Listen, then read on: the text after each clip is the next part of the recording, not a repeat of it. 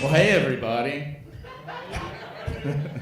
I love that entrance just because he said the Johnson City Jackhammer gave ample enough of a pause for y'all to be like, okay, we're on board, and not a goddamn one of you cared.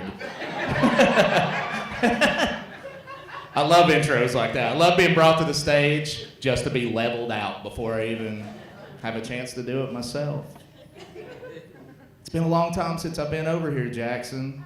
Last time I was here, I had quite a few conversations about the armadillos in town. Is that still going on? Y'all still invaded by the armadillos?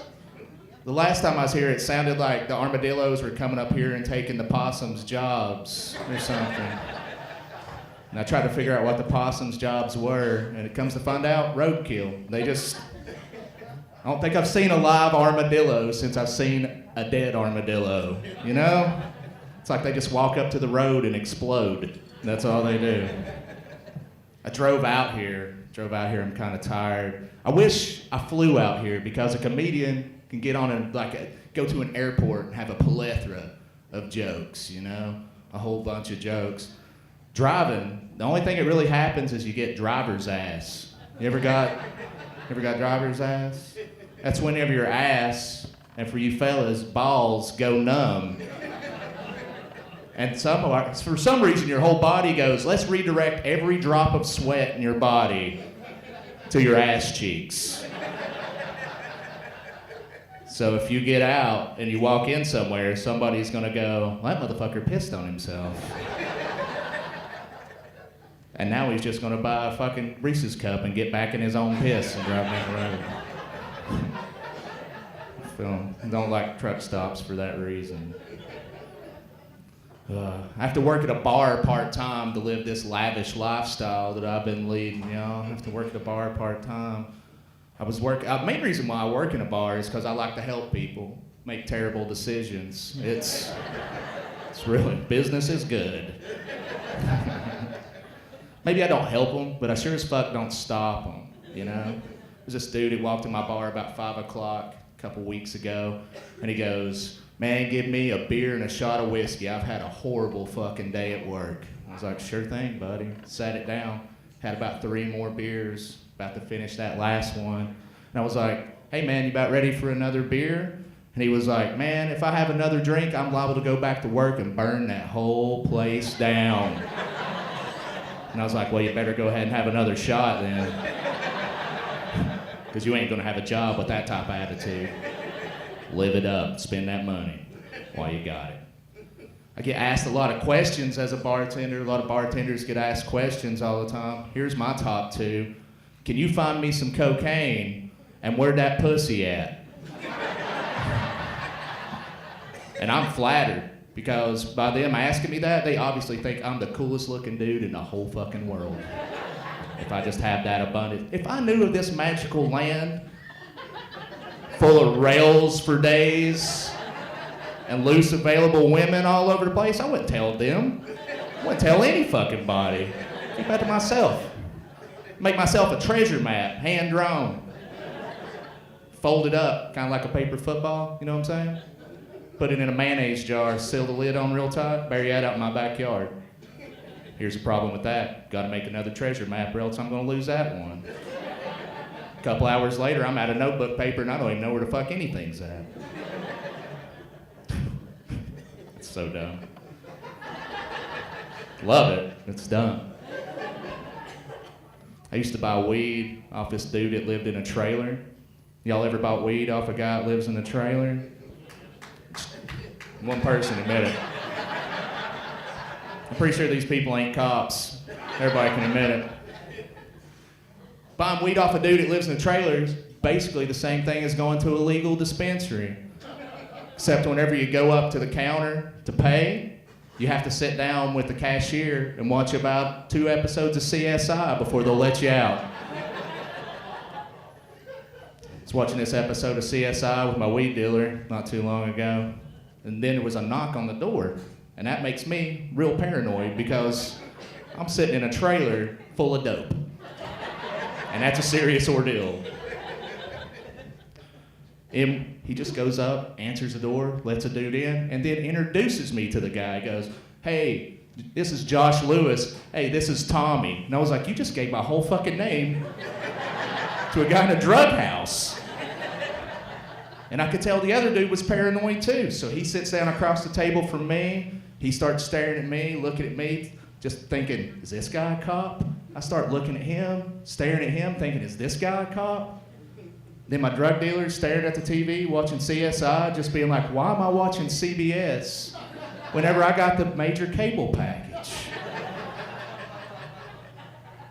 Best $25 I spent for a joke, I'll tell you that. $25 don't even give you hardly any kind of weed anymore, does it? A lot of people just going, oh, depends on who you're buying it off of, I guess. You want good quality? Oh. What's that?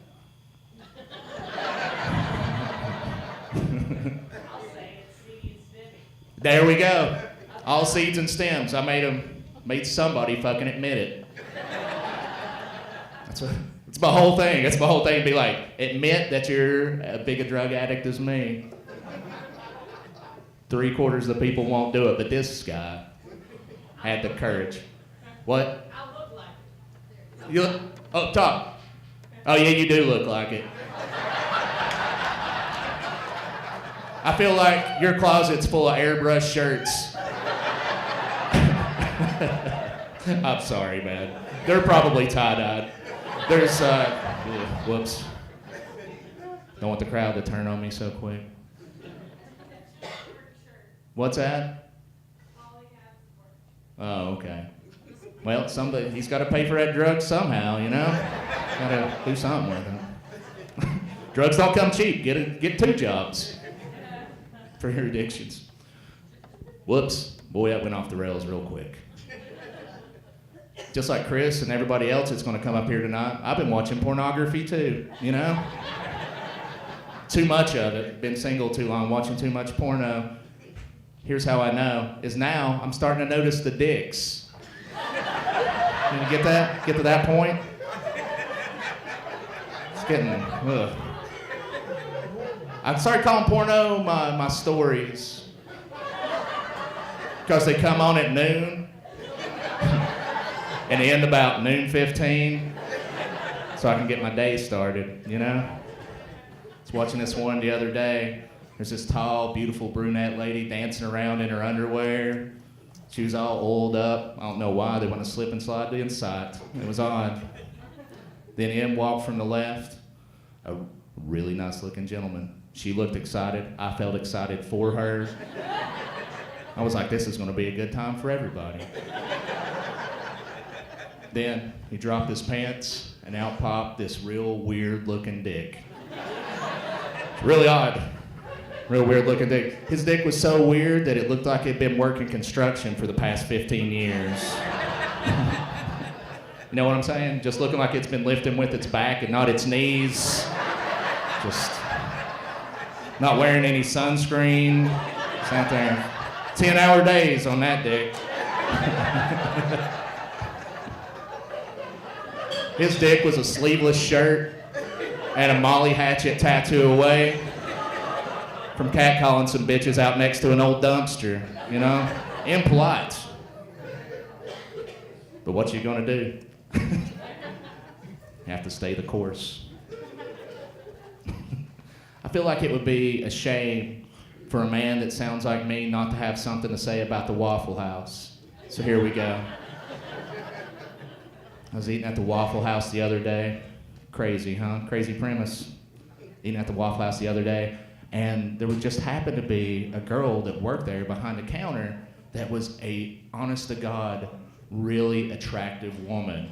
And I'm not saying just attractive by proxy of all the scattered, smothered, and covered faces in there of pill addiction, but a real good-looking woman. She looked like the MMA fighter Ronda Rousey before the last 2 times she got kicked in the face and disappointed her dad on Ellen. You remember that? It's crazy, man. I know this. I could not figure out. I was like, why was a real pretty woman like this going to work at a Waffle House? I mean, she could kill it at the day shift at the Hooters. But instead, she's working at the Walk. Did she have a spell put on her by a witch? Is that what happened? Is she being realistic about the job market nowadays? Is that what's... I fucked that up. I'm sorry. It usually has a better flow to it. Only thing I'm saying is it's really hard to walk out on your tab with a boner. That's all I'm saying. Might as well say something about Walmart while I'm on it. Love going to Walmart. You know what they say about Walmart? You go for one thing, you always leave with something you didn't expect, you know? I went into Walmart the other day to get a pair of socks. I walked out with a lawn chair and a wicked case of gonorrhea. It was... warmed me up on a cold day, I'll tell you that. It's weird about it. Barely even had my dick out while I was there. I mean, how else are you gonna see how those condoms fit unless you try them on? Lost a little bit of weight. I went from a husky to a slim athletic fit on those. While I was in there, I walked down the wrong aisle. I walked down the adult undergarments aisle, the adult diapers aisle, and I looked over and I saw a package. It said, "Now for a more active lifestyle." And I was like, exactly how active would you like your lifestyle to be if you involuntarily piss and shit on yourself all day long? Hey Ethel, guess what? We can start playing tennis again because I got us a box of diapers. That's okay, Edith. I'd rather just lay here and die with some dignity. Guys, you've been great. Thank y'all very much. Have a good night.